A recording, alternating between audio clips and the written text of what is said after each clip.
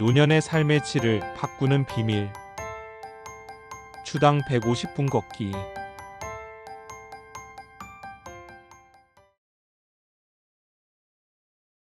오늘 당신은 삶에 만족하고 계신가요?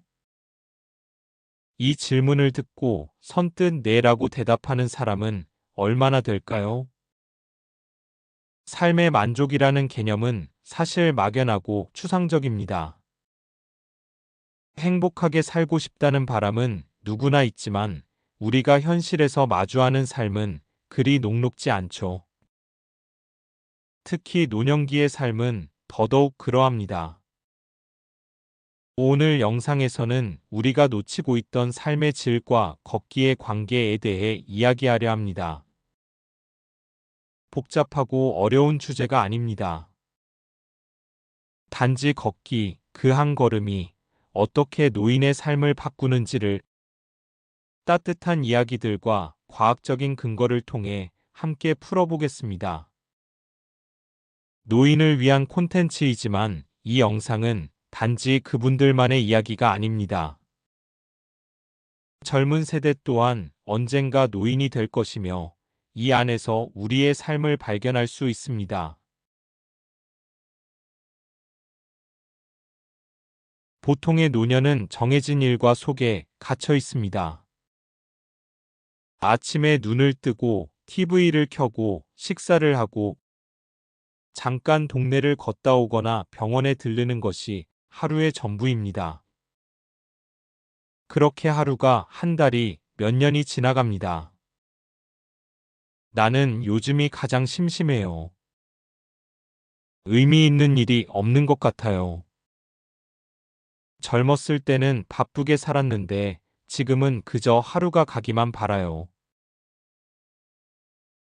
이런 말들은 많은 노인분들께서 공통적으로 하시는 이야기입니다. 삶의 만족도란 행복하다는 말과는 다릅니다. 자신의 삶을 어떻게 평가하고 느끼는지에 대한 총체적 감정이기 때문에 외부적인 조건만으로는 정의될 수 없습니다. 삶의 의미는 자주 소소한 활동 속에서 시작됩니다. 그중 하나가 바로 걷기입니다. 걷는다는 건 단지 움직이는 것이 아닙니다. 몸을 쓰면서 세상과 연결되는 행위이고 내 삶을 다시 마주하는 시작점이기도 합니다. 그리고 그 작고 소박한 움직임이 노인의 삶을 180도 바꿔놓을 수 있다는 사실. 믿기 어려우시겠지만 이는 과학적 데이터와 실제 사례로 입증되고 있습니다. 걷기는 신체 건강뿐 아니라 정신 건강에도 깊은 영향을 줍니다. 많은 노인들이 경험하는 정신적 문제 중 하나가 바로 우울증입니다. 노년기 우울증은 흔하지만 자주 간과되며 조용히 삶을 갉아먹습니다.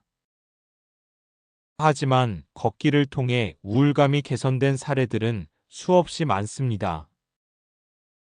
예를 들어 서울 은평구에 사는 75세 김혜자 할머니는 남편을 잃고 난 후 극심한 우울감을 겪었지만 딸의 권유로 걷기 일지를 쓰면서 매일 20분에서 30분씩 아파트 단지를 걷기 시작했습니다.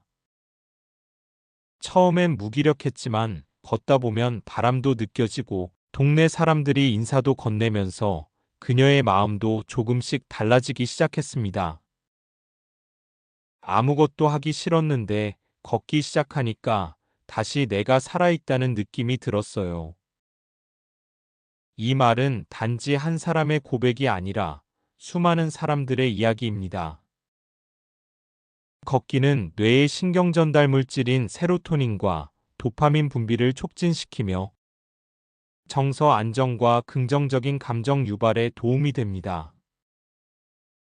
또한 혈액순환이 원활해지면서 뇌 기능까지 활발해져 치매 예방에도 중요한 역할을 한다는 연구 결과도 있습니다. 걷기라는 행위는 간단하지만 뇌와 마음에는 깊은 울림을 줍니다. 그리고 그 울림은 삶에 대한 인식, 만족감, 활력으로 연결됩니다. 중앙대학교 병원 가정의학과 김정아, 이해준 교수 연구팀은 2016년부터 2020년까지 국민건강영양조사 데이터를 기반으로 65세 이상 노인 6,060명을 분석했습니다. 이들은 운동 유형, 운동 강도, 비만 여부에 따라 삶의 질이 어떻게 달라지는지를 세심하게 들여다봤습니다. 운동 유형은 크게 세 가지였습니다. 유산소 운동과 근력 운동 그리고 걷기 운동입니다. 운동 강도는 다음과 같이 나뉘었습니다. 1. 적절, 주당 150분 이상. 2. 불충분, 150분 미만. 3. 비참여, 전혀 하지 않음. 결과는 예상을 뒤엎는 것이었습니다. 유산소 운동이나 근력 운동 여부와 삶의 질 사이의 뚜렷한 연관성은 거의 없었습니다. 그러나 걷기 운동, 그 중에서도 주당 150분 이상의 적절한 걷기 운동은 삶의 질을 눈에 띄게 높여주었습니다. 걷기 운동을 한 노인의 삶의 질은 1.71배 더 높았습니다. 비만 노인의 경우 걷기 운동을 한 그룹은 그렇지 않은 그룹보다 2.33배 삶의 질 점수가 높았습니다. 삶의 질을 평가하는 다양한 영역에서 걷지 않은 노인들은 이동성, 자기관리, 일상활동, 통증 불편감 등에서 더 많은 어려움을 겪었습니다. 말 그대로 걷기 하나로 인생이 달라졌던 것입니다. 이제 그 데이터가 실제 삶에서 어떻게 드러나는지 살펴볼까요? 사례 1. 76세 장순자 할머니의 걷기 일기. 경기도 남양주시에 사는 장 할머니는 관절염과 허리 통증으로 고생하던 중 복지관 걷기 프로그램에 참여했습니다. 처음에는 10분 걷는 것도 힘들었지만 사회복지사의 안내로 매일 5분씩 시간을 늘리며 한 달 만에 30분 이상 걷게 되었습니다. 걷기 시작한 후 그녀는 이렇게 말합니다. 밤에 잠이 잘 와요. 다리가 덜 아프고 무엇보다 내가 지금 살아있다는 느낌이 들어요. 사례 2. 걷기로 대화를 다시 시작한 부부. 서울 양천구에 사는 이봉남 할아버지와 아내 김수자 할머니는 오랜 세월 함께 살아오면서 점점 대화가 줄었고 같은 집에 있어도 함께하는 시간이 많지 않았습니다. 우연히 걷기를 함께 시작하게 된 이후 서로의 생각을 나누고 지나가는 꽃을 함께 바라보며 그들의 관계는 다시 따뜻함을 되찾았습니다. 손을 잡고 걷는 시간이 우리에게 가장 소중한 대화 시간이 되었어요. 사례 3. 손주와 함께 걷는 행복. 부산 해운대에 사는 80세 박순복 할머니는 손주가 주말마다 찾아오면 함께 마을 둘레길을 걷습니다. 처음엔 손주는 스마트폰만 쳐다봤지만 걷기 중 할머니가 옛날 이야기를 해주고 둘이 사진도 찍으며 다음부터는 손주가 먼저 할머니, 오늘도 걷자. 라고 말하기 시작했답니다. 이렇게 걷기는 단지 신체 건강을 위한 운동이 아니라 관계를 회복하고 존재감을 되찾고 삶의 풍경을 다르게 바라보게 해주는 마법입니다. 주당 150분. 숫자로 보면 부담스러울 수 있습니다. 하지만 누구나 쉽게 시작할 수 있습니다. 1. 하루 30분 걷기. 아침 식사 후 또는 저녁 식사 후 시간을 확보합니다. TV 보는 시간을 걷기로 바꾸면 자연스럽게 루틴 형성을 할 수 있습니다. 2. 함께 걷기. 가족, 친구, 이웃과 함께 대화를 나누며 걷는 것은 정신 건강에도 큰 도움이 됩니다. 3. 걷기 일지 작성. 매일 몇 분 걷는지, 어떤 길을 걸었는지 기록해서 걷기 캘린더를 만들어 목표를 시각화합니다. 4. 스마트폰 앱 활용. 만보기, 걷기 앱으로 자동 기록할 수 있게 하여 목표 설정 기능으로 성취 욕구를 자극하는 것도 좋습니다. 5. 신발 선택 중요. 발 뒤꿈치 충격을 줄여주는 워킹화를 권장해드리고 발목을 안정적으로 잡아주는 구조를 고려하여 선택하는 것이 중요합니다. 6. 비 오는 날 실내 걷기 팁. 비 오는 날이나 궂은 날은 대형마트나 쇼핑몰 내부를 걷거나 복지관, 동사무소 내 실내 걷기 프로그램 활용하면 좋습니다. 7. 걷기와 음악의 조화. 기분 전환을 위해 잔잔한 음악을 들으며 걷거나 명상 효과가 있는 자연의 소리를 들으면서 걸으면 편안하게 걸을 수 있습니다. 이러한 루틴은 단지 걷는 시간을 채우기 위한 것이 아닙니다. 걷기라는 활동이 더 풍요롭고 지속 가능한 일상이 될 수 있도록 마음을 쓰는 작은 습관들이 쌓이면 결국 삶을 바꾸는 큰 힘이 됩니다.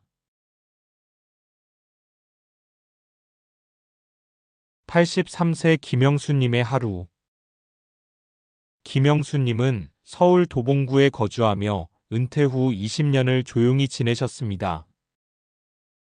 이전에는 활동적이었지만 아내를 먼저 떠나보내고 혼자 사시며 점점 외부와 단절된 생활을 하게 되었습니다. 매일 아침 커튼을 걷지도 않고 식사는 배달 도시락으로 간단히 해결하며 하루 대부분을 침대에서 보내는 삶이었습니다. 어느 날 동네 복지관에서 진행하는 함께 걷기 프로젝트에 등록하게 되었고 일주일에 한 번씩 동네 공원을 20분 걷는 시간을 가지게 되었습니다. 처음엔 발걸음이 무거웠지만 매주 복지사와 함께 걷고 다른 참여자들과 인사를 나누면서 그의 얼굴에는 다시 미소가 생겼습니다. 걷기 시작한 지 2달 후 김영수님은 하루에 40분씩 혼자 걷기 시작했습니다.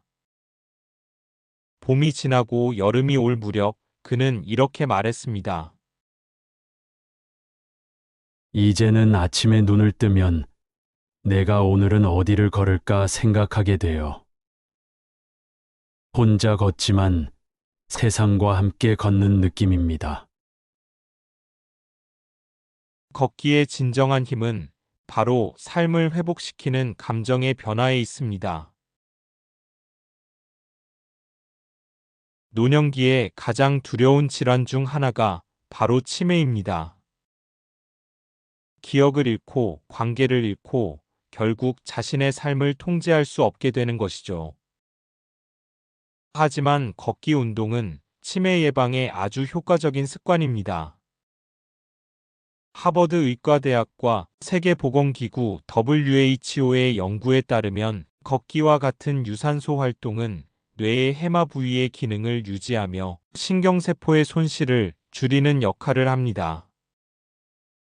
또한 걷기는 뇌 속의 산소 포화도를 높이며 뇌혈류의 흐름을 개선하여 사고력과 기억력 증진에 도움을 줍니다. 대구에 사는 82세 장필수 씨는 초기 인지장애 진단을 받았지만 가족들이 함께 매일 아침 30분 걷기를 유도하며 6개월이 지난 지금 병원 검사에서 인지기능 저하가 멈추거나 다소 회복된 결과를 받게 되었습니다. 물론 모든 경우에 효과가 있진 않지만 걷기는 약물 치료의 보조적 수단이 아니라 때로는 그 자체로 예방의 핵심 전략이 될 수 있습니다. 걷기는 단순히 기억을 지키는 것을 넘어 자신을 잃지 않기 위한 작고 강력한 실천입니다. 걷기는 그 자체로 좋은 운동이지만 사람과 사람 사이의 관계를 회복하는 데도 놀라운 힘을 발휘합니다. 함께 걷는 그 30분이 우리 가족을 바꿨어요. 경기도 성남시에 사는 55세 정미숙 씨는 아버지가 은퇴 이후 무기력해진 모습을 보고 주말마다 함께 걷는 산책 시간을 시작했습니다. 처음엔 묵묵히 걷던 아버지는 어느 순간 자녀와 예전 이야기를 꺼내기 시작했고 어색했던 대화가 조금씩 따뜻함을 되찾았습니다. 이제는 아버지가 먼저 산책을 제안하세요. 아무 말 없이 걷는 시간 속에서 서로를 이해하게 되었어요. 그리고 손주와 조부모 간에도 마찬가지입니다.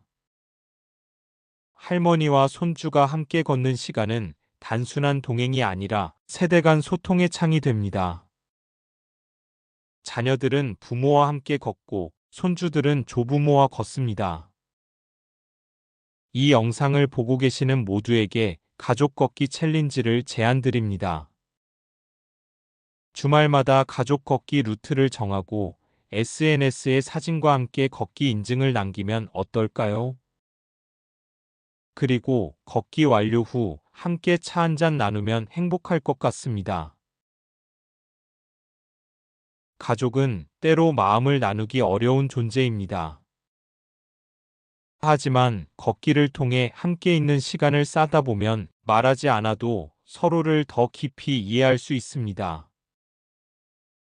그리고 그 단순한 걸음들이 결국 가족의 행복을 다시 묶는 실이 됩니다. 이 영상은 노인을 위한 콘텐츠일 수도 있지만 사실 걷기의 혜택은 모든 세대에 해당되는 이야기입니다.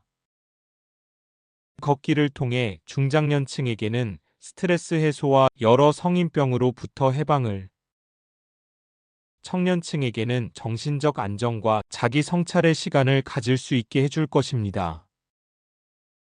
업무에 지치고 일상에 매몰된 모든 세대에게 걷기는 단순히 건강을 유지하는 것이 아니라 자기 자신을 다시 느끼는 시간입니다.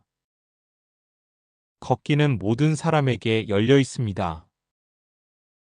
그저 문을 열고 바깥으로 나서는 것만으로 시작될 수 있는 가장 저렴하고 가장 강력한 자기 돌봄의 방법입니다. 우리가 스스로를 위해 걷는 그 한 걸음이 미래의 삶을 준비하는 강력한 시작이 될 수 있습니다.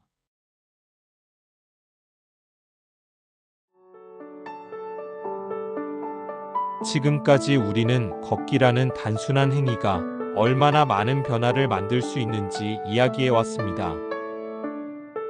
삶의 질이란 복잡한 개념 같지만 그 시작은 아주 작은 습관에서 비롯됩니다. 오늘 영상을 본 당신이 가족들과 잠깐이라도 산책을 하거나 혼자서라도 음악과 함께 거리를 걸어본다면 당신 삶의 방식 전체를 바꾸는 기점이 될 수 있을 것입니다. 세상을 느끼고 바람을 마시고 누군가와 나란히 걷는 시간. 그것은 우리 모두에게 필요하고 언제든 시작할 수 있습니다. 영상이 도움이 되셨다면 가족이나 주위 분들에게 이 이야기를 함께 전해주세요. 또한 당신의 좋아요와 구독은 더 많은 이들에게 건강을 지키는 통로가 되어줍니다. 그리고 유용한 정보나 떠오르는 사연이 있다면 댓글로 나눠주세요. 당신의 이야기를 통해서도 더 많은 분들의 건강이 지켜질 수 있을 것입니다. 여러분의 건강한 하루를 응원합니다.